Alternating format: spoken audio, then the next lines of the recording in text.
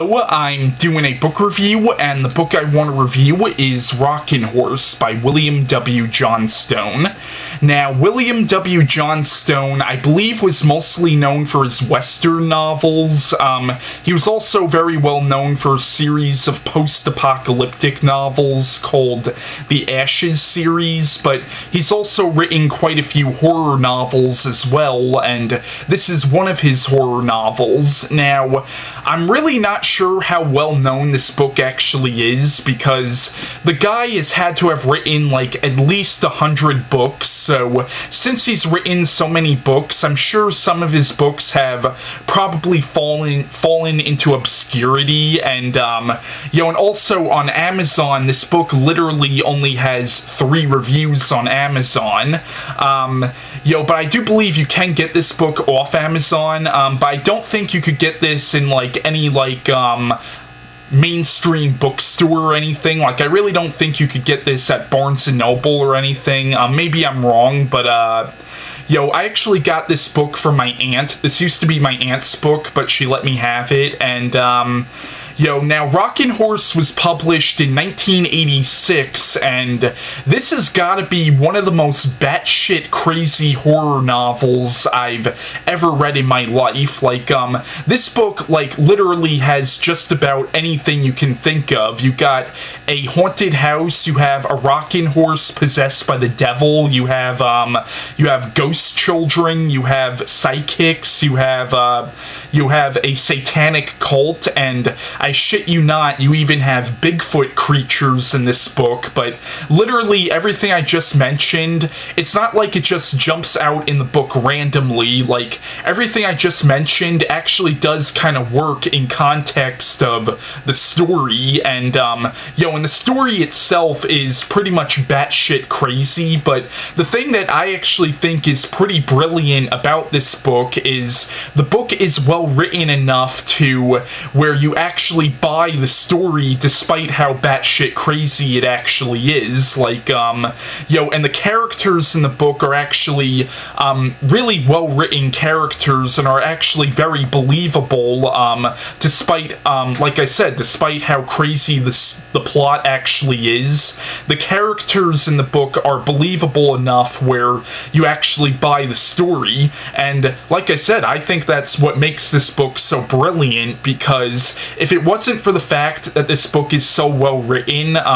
this probably would have been one of the stupidest horror novels I've ever read, but because the characters are so well written, that pretty much makes it, in my opinion, one of the most brilliant books ever written, at least in my opinion, because, you have a really, like, out there storyline, but it's well written enough to where you actually buy it. Now, Rockinghorse, the plot of the book is it's about a family called the Bowers who moved to a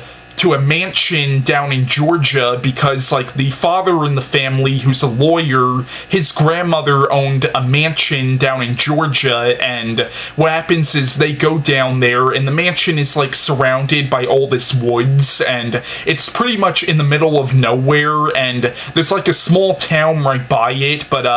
what happens is when they get there, the children in the family, they start to feel some kind of an evil presence there, and I have to say that the first 100 pages of this book actually does build it up pretty well, and it's actually really creepy, like, because you're not sure exactly what's going on in, like, the first 100 pages, so, it actually builds it up pretty well, but pretty much once you get past 100 pages, it pretty much throws all subtlety out the window, and you get what I would like to call the literary equivalent of a B-movie, pretty much. Like,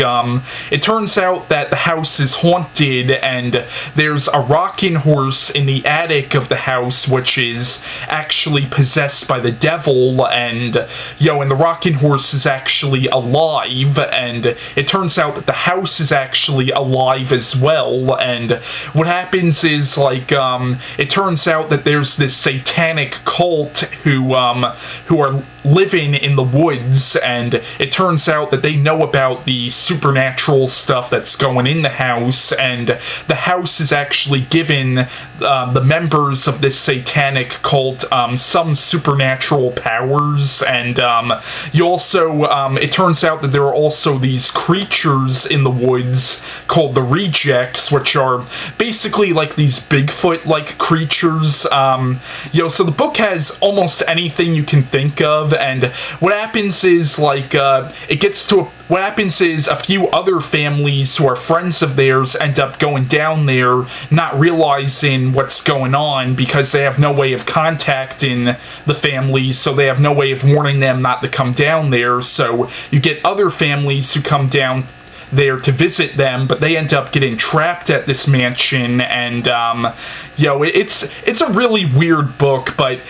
like I said, it's written in such a way where, despite how out there the story actually is, it's written in such a way where you actually do kind of buy it, like, but also, like, it turns out that there are some ghosts living in the woods, like the ghosts of these children who are actually trying to help them, and, it's just a very weird and very out there premise, but like I said, it's well written enough where you actually buy it, and I would actually recommend getting this book. I think you can order it off Amazon, but if you get your hands on this book, I would definitely recommend giving the book a read. It's actually a lot of fun. So that's it. That's my review on Rockinghorse by William W. Johnstone, and bye.